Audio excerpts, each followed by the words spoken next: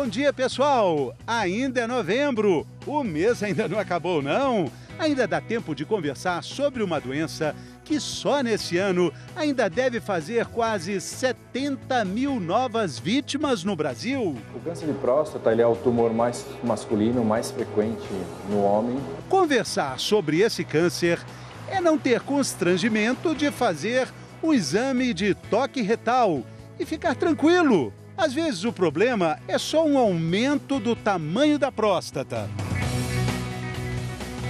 A gente viu aí no final do Mais Você, Ana Maria, falando sobre a importância das mulheres de levarem os homens até o médico, de conscientizar toda a família sobre esses cuidados tão essenciais, né? Valeu, Ana Maria, pelo recado, porque a sua mensagem sempre reforça aqui o que a gente está falando. Por exemplo, vontade de fazer xixi toda hora. Escape de xixi no homem e na mulher também. Para conversar sobre esses assuntos, quem está aqui conosco, Mari? 2 urologistas, doutora Miriam Dambros e o doutor Cláudio Murta, que é coordenador do Centro de Referência da Saúde do Homem de São Paulo. Dúvidas? Claro que você tem. Manda logo para cá, liga aí, 4002-2884, ou então use a hashtag você no bem-estar. Por ano, 13 mil homens morrem de câncer de próstata no Brasil. Quando esse tumor é diagnosticado precocemente, o tratamento fica muito menos invasivo e a chance de cura é muito maior. Quem vai mostrar pra gente é a Valéria Almeida. Heraldo tem histórico de câncer na família e desde que completou 40 anos, faz exames de rotina com o urologista. Esse acompanhamento foi fundamental para ele descobrir no começo desse ano que estava com câncer de próstata.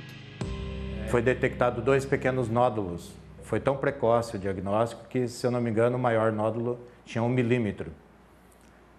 E é um câncer.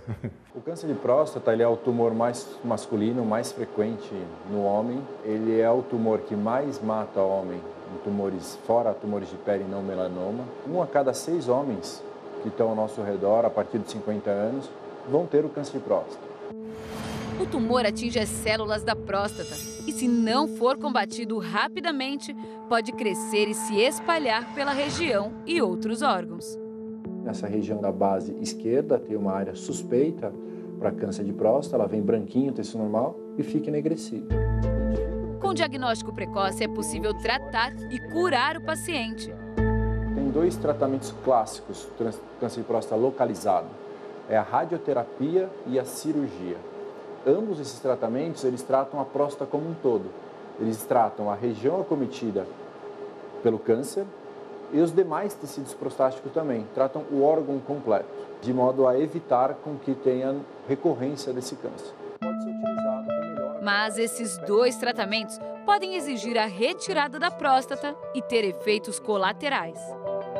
Dentre eles, a impotência sexual e a incontinência urinária são os mais importantes. Essa é a parte que vai dentro do paciente. No caso de tumores iniciais, a tecnologia permite um procedimento moderno que diminui ou elimina os efeitos colaterais. É o HIFU, ultrassom focalizado de alta intensidade.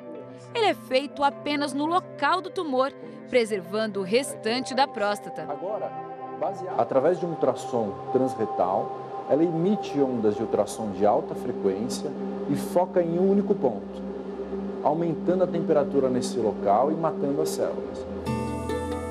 O tratamento focal foi o mais adequado para o Heraldo. Os 2 tumores foram destruídos sem o trauma de uma cirurgia tradicional, nem da radioterapia. É uma cirurgia, não vou dizer invisível, né? Mas é uma cirurgia que nem tem incisões. Dei entrada no hospital e antes da meia-noite eu tive alta hospitalar. Agora o Heraldo tem que fazer uma ressonância magnética de avaliação e acompanhamento por 1 ano. Para o homem, essa ida ao médico não é tão comum quanto para as mulheres que desde cedo frequentam o ginecologista, né, doutor? Para entender uma linha do tempo, se a gente pode dizer assim, para que a gente possa entender esse procedimento médico aí que o homem precisa perceber, né? Na verdade, o homem não vai por falta de hábito, né? Porque a mãe leva a filhinha pro ginecologista e nós, os homens, acabamos deixando um pouco de lado. Se fosse no médico aos 20 anos, ele poderia descobrir... a gente vai ficar preocupado, né? Com 20 anos de idade. Fica doente sim. Pode ter tumor nos testículos, pode ter varicocele, que dá infertilidade, ou seja, vai ter dificuldade para engravidar. E as DSTs, né? Que hoje em dia... Tá na moda, né? Quer dizer, pode pegar. O pessoal acha que não pega, mas pega sim, tem que se preocupar. Entre os 30 e 40 anos, as DSTs continuam ainda sendo um problema de saúde. A infertilidade muito causado pela varicocele, mas também por outras doenças. As pedras dos rins começam a aparecer, principalmente nos homens. Ela é mais frequente nos homens do que nas mulheres.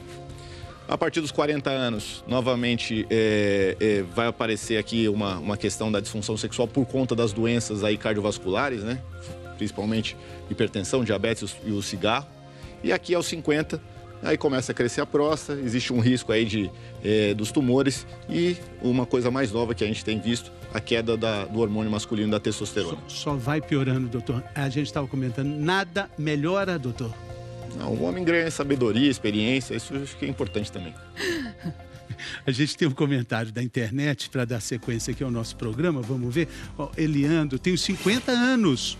Nunca fiz exame. Corajoso, Eliandro, de afirmar aí na hashtag Você no Bem-Estar, num programa que a gente está fazendo sobre isso. É hora de mudar e ter coragem também de assumir outra postura, né, doutor? Já que ele teve coragem de dizer que nunca fez exame. Agora só falta ir no médico, né? A gente, com 50 anos, inclusive, para questões de câncer de próstata, essa é a idade para começar, que depois a gente vai comentar mais para frente. E tem um problema também que se torna cada vez mais comum com o passar dos anos para as mulheres, não é? Que é a incontinência urinária. Vamos falar um pouco sobre isso, sobre esses escapes de xixi, que podem acontecer de duas maneiras diferentes, né, doutora Miriam? Ou pode ser um escape de um líquido que vai rápido, assim, e molha a calcinha mesmo. Sim. Ou pode ficar gotejando durante o dia todo. Qual é a diferença? Por que isso acontece, essa diferença entre o escape sequencial e o gotejamento? A incontinência urinária feminina, ela é bastante prevalente, até a menopausa 15% das mulheres podem se queixar de qualquer perda urinária durante o movimento ou espontânea. Em geral, quando a perda ela é mais pronunciada, nós chamamos isso de incontinência urinária grave, de moderada a severa, ela exige um tratamento eventualmente um pouquinho mais complexo. E as incontinências urinárias que pingam, essas podem ser incontinências por esforço e podem ser também incontinências relacionadas à menopausa. As mulheres na menopausa, pelo envelhecimento vesical, elas podem sofrer de uma alteração na bexiga que leva ao que nós chamamos de urgência miccional. Então, eventualmente, elas pingam, perdem sem sentir, sem o esforço característico que nos mostra ou que nos dá o diagnóstico da incontinência urinária de esforço. E típica. é isso que a senhora está falando que a gente chama de escape repetitivo? O escape repetitivo, ele pode ser tanto na incontinência urinária na mulher mais jovem como na mais idosa. Mas o que pinga, o que incomoda durante o dia, não relacionado ao esforço, esse em geral está relacionado à mulher na pós-menopausa. Aquele relacionado ao esforço, que tende a ser contínuo na hora de um esforço maior, esse é geralmente na mulher um pouco mais jovem e relacionado ao esforço físico. E no homem, doutor, é diferente a incontinência urinária? É diferente. No homem, a gente não tem, é mais raro a incontinência urinária de esforço, ela não acontece como na mulher, porque tem a próstata ela é uma barreira aí para perda de urina. Então, quando que o homem vai ter? Quando a próstata, na verdade, cresce, entope, e o paciente tem um transbordamento, né?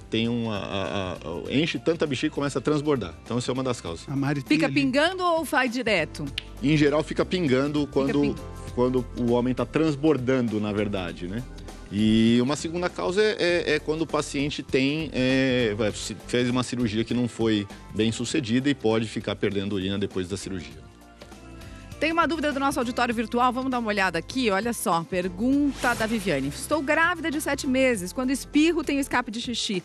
É um sinal de incontinência? Ela falou, de duas coisas juntas, né? A gravidez e o espirro, porque o próprio peso do bebê já pressiona ali todo o assoalho pélvico, né? Isso. Essa é uma questão bastante interessante. A gestante, no início da gestação, ela tem essa incontinência mais do pingo, que é da urgência, que são por fatores hormonais, muitas vezes. E essa incontinência do 7º mês, do último trimestre da gestação, geralmente são exatamente por isso. pela gestação, pelo aumento do útero que se pronuncia na bexiga e faz com que a bexiga tenha uma capacidade menor, de forma que a gestante vai ao banheiro com mais frequência mesmo, pelo aumento do volume uterino. Tem um útero aqui em cima dessa bexiga, exatamente, fica pressionando o espirro, uma tosse, uma risada e o próprio peso da gravidez também pressiona tudo isso. A bexiga fica com uma capacidade diminuída também, porque o útero ocupa um espaço. Com isso, ela vai mais vezes ao banheiro e perde com mais facilidade. E ela questionou se isso nós chamamos de incontinência. Isso é incontinência, qualquer perda urinária é incontinência, mas ela é passageira. A gente sabe por estudos que menos de 30% dessas pacientes vão ficar com algum grau de incontinência no pós-parto. Grande maioria delas reverte totalmente após o parto. Se não reverter, tem tratamento. Aí tem tratamento, exatamente. Bom, mas o importante é entender que a prevenção é fundamental. A gente vai ver agora o recado do nosso amigo oncologista Fernando Maluf, do Instituto Vencer o Câncer. Veja essas dicas importantes. A Sociedade Brasileira de Cirurgia Oncológica faz um importante movimento, uma campanha que nós parabenizamos. Troque o medo por esperança. Precisamos conscientizar brasileiros e brasileiras a se prevenirem. Aquele velho ditado, quem procura acha, eu diria que quem procura acha e quem acha cura, porque curar é igual ao diagnóstico precoce. Essa campanha também vale para todos os milhares de brasileiros e brasileiras que estão lutando contra o câncer, mostrando que nós estamos avançando, que existe esperança e que vale a pena brigar, porque as histórias felizes cada vez mais se acumulam no nosso país. Existe esperança, vale a pena, mas para isso também precisa ter prevenção, precisa fazer exame, ao contrário do que o nosso telespectador falou, que tem 50 anos e não faz exame. Tem que ter coragem também. Vamos entender quem são os homens, a partir de que idade que é realmente necessário fazer, não só o PSA, mas todo o rastreamento, que inclui aí o exame de toque, né, doutor? Isso, tem que fazer o PSA e o exame da digital da próstata, que é o exame de toque, né? PSA é o exame de sangue. O PSA é o exame que é feito através do sangue. Ele vai ver a enzima produzida pela próstata. E o toque, que é o exame digital da próstata, que o médico vai sentir. Que é esse que os homens têm medo. Exatamente. Então, o homem tem medo até de ir no médico, né? Como é medroso, né, gente?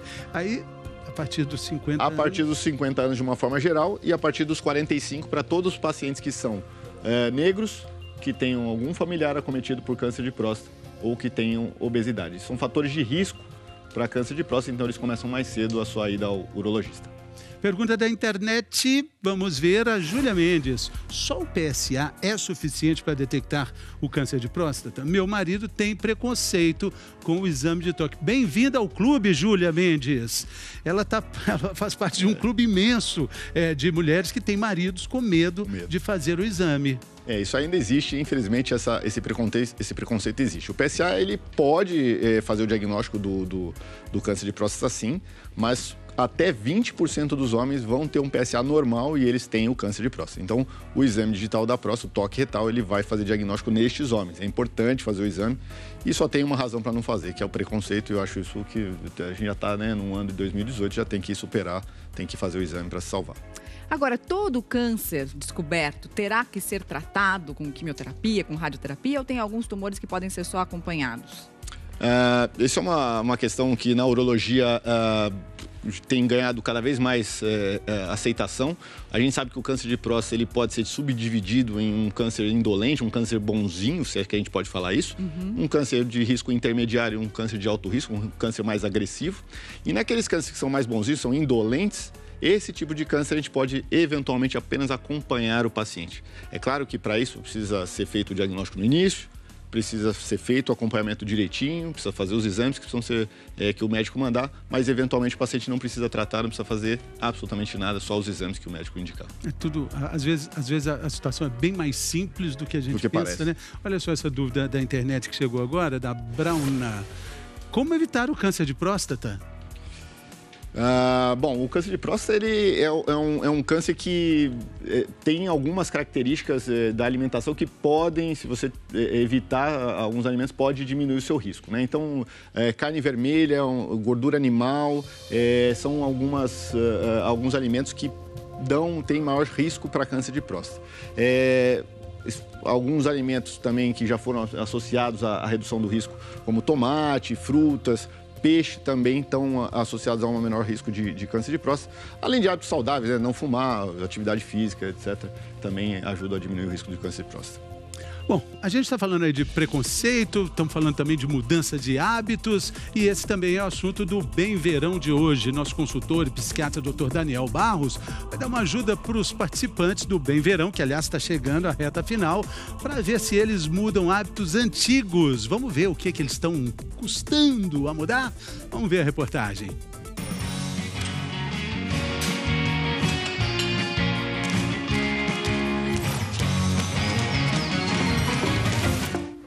Ei, já parou para pensar em tudo o que você faz por hábito, quase sem pensar? O cérebro, ele cria blocos de ações que são automáticas. Naquele momento ele não gasta energia, porque ele não precisa ficar pensando, escolhendo, decidindo. E se tiver prazer envolvido, então... Você come um biscoito e, logicamente, seu cérebro fica feliz. A gente não pensa no que está fazendo quando está agindo por hábito. Quando a gente faz coisas que, no longo prazo, nos prejudicam, embora às vezes no curto prazo seja prazeroso. E aí, se você precisa mudar um hábito, se você precisa mudar de comportamento, vai gastar energia.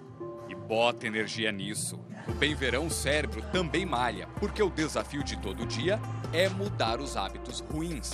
Tipo assim, se eu tô triste, né? Por que eu tô triste, né? Será que é falta de alguém? Então eu vou ligar para essa pessoa primeiro, antes de procurar um alimento, né? Dica 1.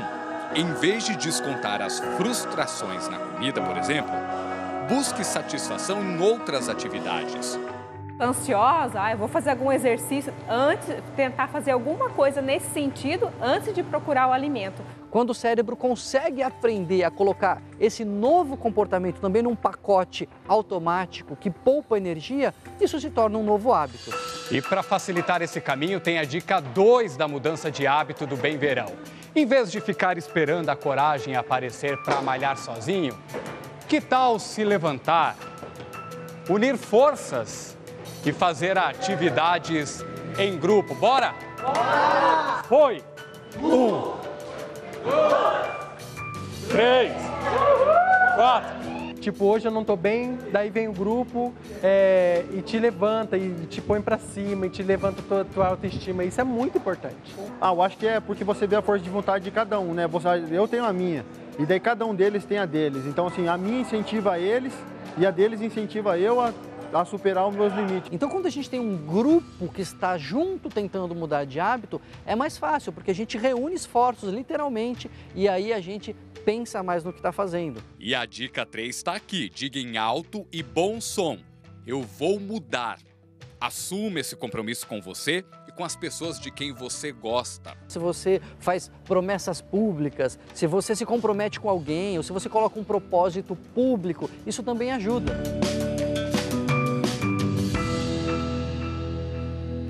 Ajuda ou se ajuda? E falando em mudança de hábito, daqui a pouquinho a gente vai dizer quais são as mudanças de hábito para evitar a incontinência urinária.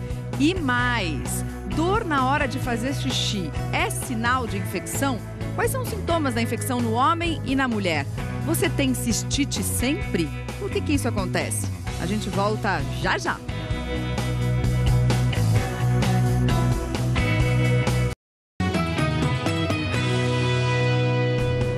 Estamos de volta, hoje estamos falando sobre próstata. Muita gente tem medo de consultar o médico. Temos uma pergunta que chegou pelo Falecom e a dúvida é do Antônio Carlos. Ele está com problemas para urinar, está querendo saber se pode ser problemas na próstata. Seria, doutor, um problema de próstata? Pode ser problema de próstata. Depende principalmente da idade, mas a partir dos 40 anos há uma grande chance de ser hiperplasia da próstata, né? O crescimento da próstata que já está dando algum sintoma. Hiperplasia na próstata, um crescimento anormal da próstata. Nem sempre tem a ver com câncer de próstata. É o que a gente vai ver agora na reportagem da Valéria Almeida. O crescimento da próstata é um problema que pode afetar mais de 50% dos homens acima de 50 anos. É a hiperplasia benigna, que nada tem a ver com câncer. Geralmente ela cursa com sintomas do trato urinário inferior, que seriam a diminuição da pressão do jato urinário, um aumento maior da frequência urinária, esse jato intermitente. Quando isso acontece, é porque o crescimento da próstata interferiu na parte interna e estreitou o canal da uretra, Com o espaço diminuído, fica difícil da urina passar. A longo prazo, isso pode gerar infecções urinárias agudas, levando o paciente a usar sonda para alívio da urina e insuficiência renal. Para evitar essas complicações, é preciso tratar logo o problema. O principal tratamento para essa doença são medicamentos. Medicamentos que relaxam a musculatura da próstata e muitas vezes até diminuem o tamanho dela e favorecem um melhor fluxo urinário e alívio dos sintomas. Se os remédios não forem suficientes, é preciso recorrer à cirurgia. Na tradicional, é feita a raspagem da próstata para liberar a passagem do canal da uretra, como se fosse a abertura de um túnel. A técnica menos invasiva é a abertura da passagem da uretra por meio de laser. O local é aquecido, fazendo com que o excesso de tecido evapore e seja absorvido pelo próprio organismo. Tem a vantagem de ter um menor tempo de internação, um menor tempo de uso de sonda e um menor sangramento. A recuperação plena do paciente, ao redor de uma semana, estão retornando à atividade habitual.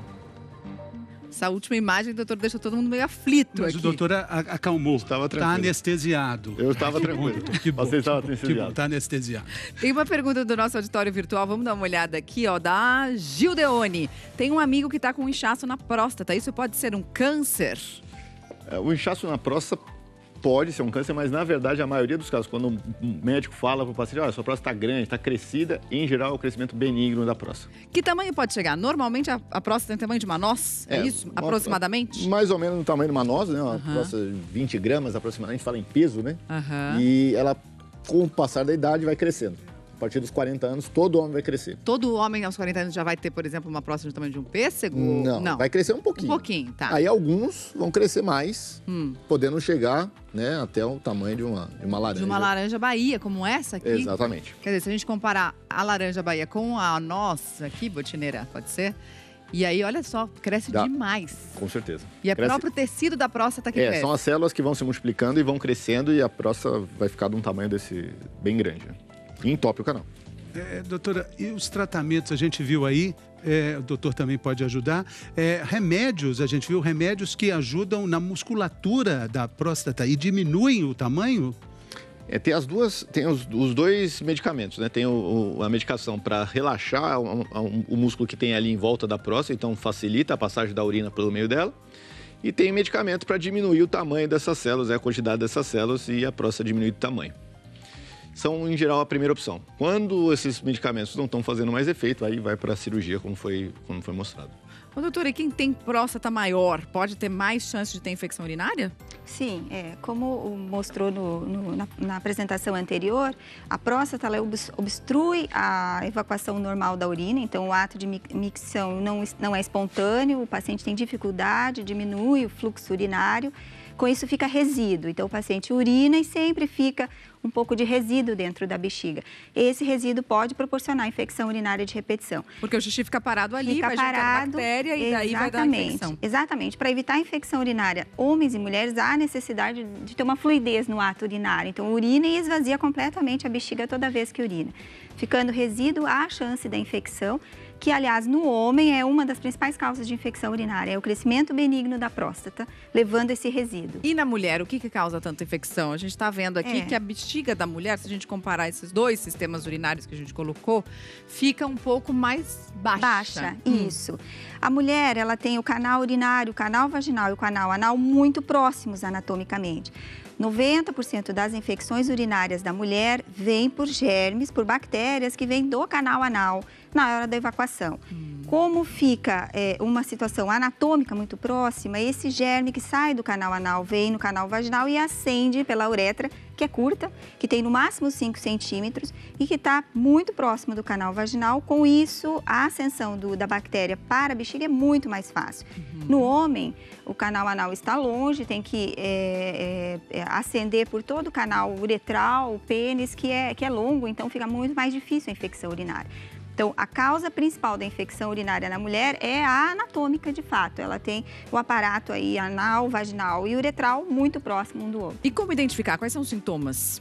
Os sintomas clássicos da infecção urinária, no que nós chamamos de prima infecção, aquelas mulheres que têm 1, 2 infecções no ano, que não são aquelas que entram na infecção urinária de repetição, são vontade de ir ao banheiro com frequência, então elas se queixam, elas acordam na madrugada, acordam de manhã com muita dor para urinar, vontade de ir ao banheiro a cada 15, 20 minutos, dor na região suprapúbica, que é na região da vagina, da região aqui do baixo ventre. Com isso, ela normalmente procura um pronto atendimento, liga para o seu médico e já há necessidade de instituir alguma medicação para alívio. E pode ter infecção mesmo sem ter febre, né? Pode. As infecções urinárias, que nós chamamos de infecções urinárias baixas, que são aquelas que atingem bexiga e uretra, normalmente não tem febre. A grande maioria não tem febre. Se houver uma febre acima de 38, provavelmente essa infecção urinária ascendeu e ela está nos rins, o que é uma situação bem mais complexa e há necessidade realmente de uma intervenção médica mais urgente.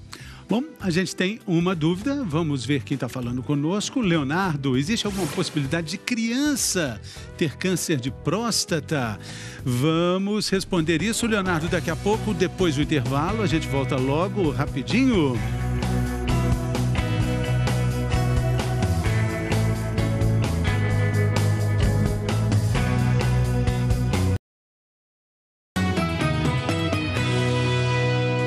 G1 minuto agora.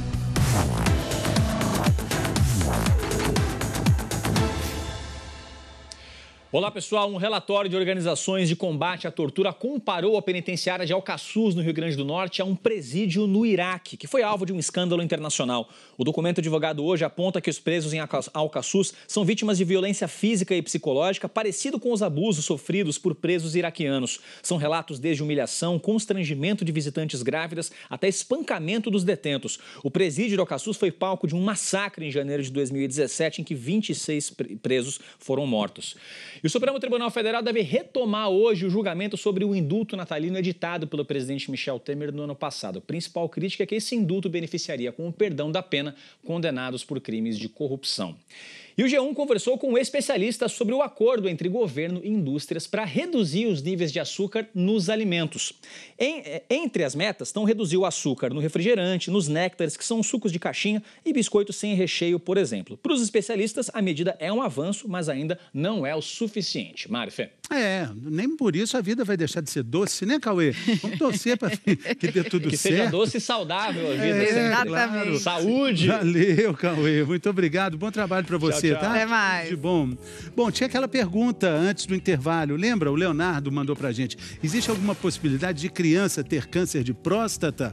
Claro, o doutor respondeu pra gente. E aí, doutor? Existe. Infelizmente existe. É surpreendente isso. Mas é bem raro, felizmente. Não precisa se preocupar. Não existe alerta sobre isso daí. É muito, muito raro. Não é o tipo do adulto. É um outro tipo, subtipo de câncer de próstata que acontece na próstata e, felizmente, é bastante curável. Tem algum sintoma muito específico no caso das crianças ou não? Não tem nada muito específico, começa a crescer, tem um crescimento na pelve, então começa a ter dificuldade para urinar, enfim, pode ter dor, pode ter massa palpável, ou seja, sentir alguma coisa palpável na barriguinha da criança, e aí vai fazer tratamento que é baseado principalmente em quimioterapia e radioterapia, eventualmente cirurgia.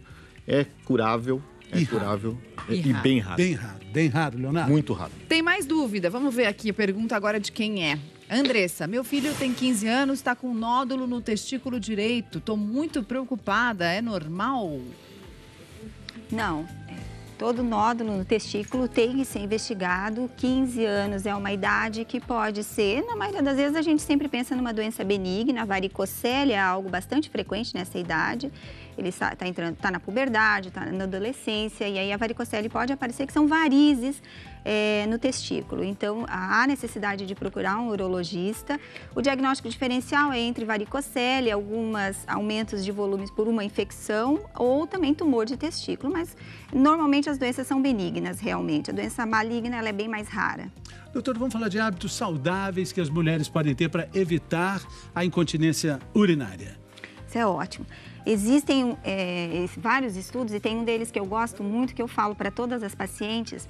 Se a mulher fizer 30 minutos de exercício físico 3 vezes na semana, então não é muita coisa.